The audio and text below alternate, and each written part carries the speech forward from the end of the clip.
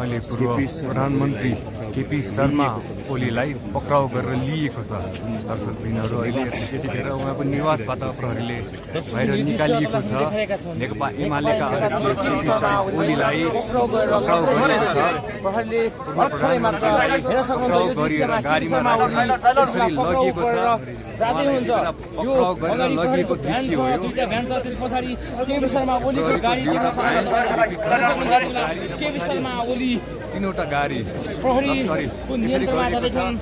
अगाडि प्रहरीका दुईटा भ्यान छन् भने त्यस पछाडि केपी शर्मा ओलीको गाडी छ। तपाईँ हामीले दृश्य देखाइरहेका छौँ पुलबाट हेर्न सक्नुहुन्छ।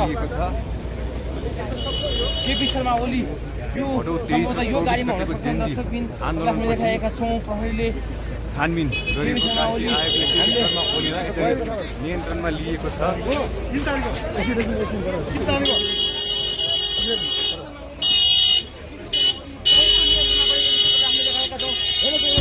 यो भ्यानमा केपी शर्मा ओली गरेका छन् भने केपी शर्मा ओलीले पक्राउ होइन, उहाँ आफै जानुभएको थियो।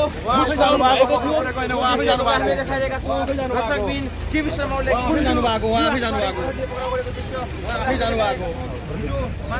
नेकपाले विज्ञप्ति जारी गर्दै पत्रिकामा देखाएको ट्रेनिङ गरेको थियो भने यद्यपि त्यस्तो देखिएन।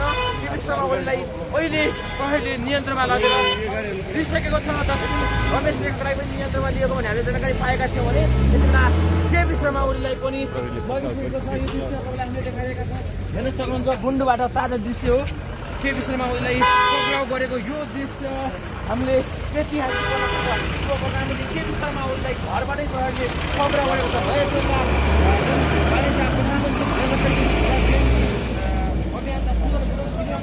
पक्राउ गर्ने भनेर जुन निर्णय गरेको थियो त्यसको लगत्तै आज केपी शर्मा ओलीलाई पक्राउ गरिसकेको छ।